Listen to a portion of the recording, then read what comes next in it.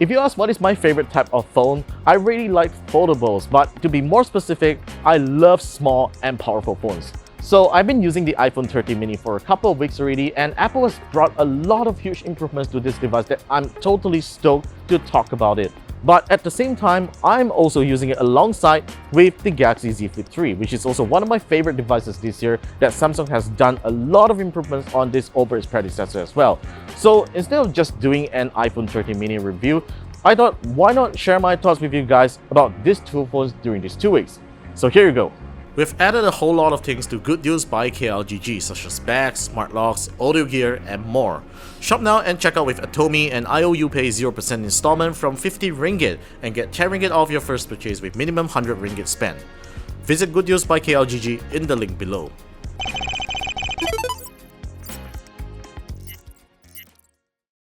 Compared to the iPhone 12 mini, the iPhone 13 mini is slightly thicker and heavier at 140 grams due to a larger battery, which by all means isn't really noticeable unless you take a look at the spec sheet.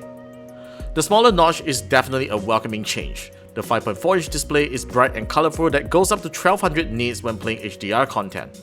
This is probably the only phone that allows you to reach the entire screen estate with a single hand, and it is super pocket friendly. Switching over to the Z Flip 3, it is definitely smaller than the iPhone 13 mini when folded, but you can't deny that the bulk that makes it thicker than the iPhone, and it looks like a wallet in your pocket. It also weighs more than the iPhone 13 mini at 180 grams. Once you flip open the phone, it reveals a beautiful 6.7-inch display with a punch-hole camera cutout and a super smooth 120Hz refresh rate that also maxes out at 1200 nits of brightness, which makes it at times a more enjoyable device to use over the iPhone 13 mini. Not unless you mind the crease in the middle and when you tend to use the phone single-handedly, because it is really hard to do so. Of course, the external display does help in getting some things done, such as viewing notifications, taking selfies with the main camera, controlling music playback, and doing a voice recording. So I would say they both have their respective good conveniences. Performance-wise, the iPhone 13 mini and Z Flip 3 are fitted with the most powerful chipsets in their class. The iPhone 13 mini has the A15 Bionic chip, and the Z Flip 3 has Qualcomm Snapdragon 888. Using them alongside on a daily basis, I find the iPhone 13 mini to be a lot superior when it comes to real-world performance. Apart from not having any stutters and freezes throughout the experience, it also doesn't heat up terribly even after extended periods of usage. No thanks to the infamous overheating issue of the Snapdragon 888 chip, the Z Flip 3 can get really hot even after 5 minutes of usage and become sluggish as you switch between apps. It is a pretty inconsistent experience that can be rather irritating. On top of that, the Z Flip 3 maxes out at 256GB of storage, while Apple offers the iPhone 13 mini up to 512GB of storage. Though I have not had any storage issues with the former, even though my unit is a 128GB model. People who take lots of photos and videos with their phones will most likely find it an issue, because the Z Flip 3 is an excellent content creation device. And now, this brings us to the camera department of these two phones. The iPhone 13 mini and Z Flip 3 sport dual camera arrays that comprise of a wide-angle and ultra-wide-angle lens that take 12MP stills and 4K videos up to 60 frames per second. However, there are major differences in terms of their camera specs. The iPhone 13 mini has a large 1.7 micrometer main camera sensor and a faster f1.6 aperture as opposed to the Z Flip 3's 1.4 micrometer sensor and f1.8 aperture. Before we get to the camera samples, I want to touch a bit on the iPhone 13 mini's camera software. Apple has basically added two new shooting modes that's exclusive to the iPhone 13's, photographic styles and a cinematic shooting mode. Unlike the usual filters that can be applied in the camera app, I like that photographic styles allow me to tune the color tone and temperature of my image on the fly. You can save up to 4 presets of your own and swipe through them easily whenever you want to take a photo, which I think many smartphone photographers will really appreciate. But I would have preferred if Apple had given a proper pro camera mode that lets you adjust things such as ISO, exposure, and white balance. Cinematic mode is fine, but I hardly find that to be useful even for a simple vlog video.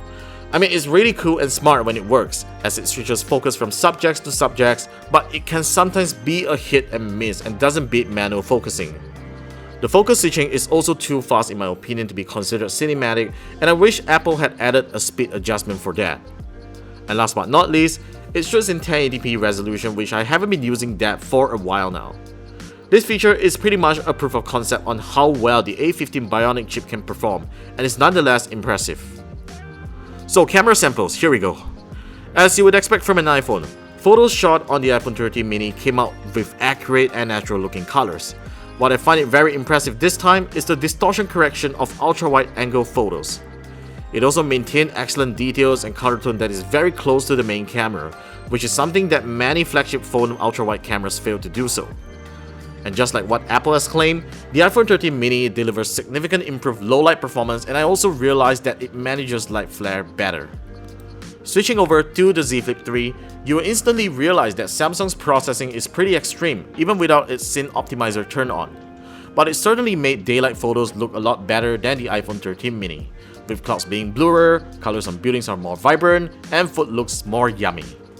Even with a slower aperture at f1.8, this didn't stop the Z Flip 3 from producing some impressive low-light shots, but at darker areas, you'll start noticing noise and loss of detail, which further testifies the iPhone 13 mini's advantage of having a larger image sensor. One added benefit that the Z Flip 3 has over the iPhone 13 mini is definitely its foldable form factor, which gives you more flexibility in adjusting camera angles, especially if you are a fan of low-angle shots.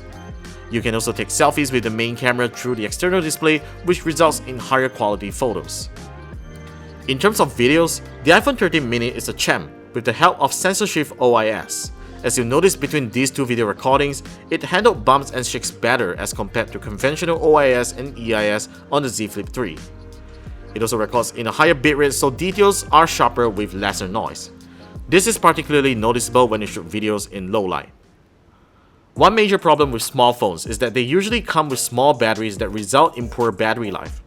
But that problem no longer exists on the iPhone 13 mini, all thanks to the more efficient A15 Bionic chip. I was able to do a heavy day with 5 hours of screen on time and have 10% left in the next morning with a 2438 mAh battery. That's darn impressive for a slight 200 mAh capacity increase over its predecessor, and it also charges really fast even with a 10W charger, although it can support up to 20W charging. The Z Flip 3 wouldn't be able to make it through the day if you're pushing it as hard as the iPhone 13 mini despite having a 3300 mAh battery. The Snapdragon 888 chip and 120Hz display are the major culprits for this, but what's even more frustrating is that the Z Flip 3 will only support up to 15W of charging. Charging can also slow down significantly if you are using the phone, and it can get really hot. So the bottom line here is that the iPhone 13 mini and the Z Flip 3 are really great small flagship phones in their respective territories, and they are also great fashion statements as well for anyone who wants to own a premium device. I totally enjoyed them during these 2 weeks and have no problems in recommending them if you really hate big smartphones. So that's pretty much about my thoughts about these two small flagships for the past 2 weeks. Let me know your thoughts in the comment section down below, and be sure to subscribe to our YouTube channel for more tech videos coming right up, and follow us on the usual social media places, and I will see you guys in our next video.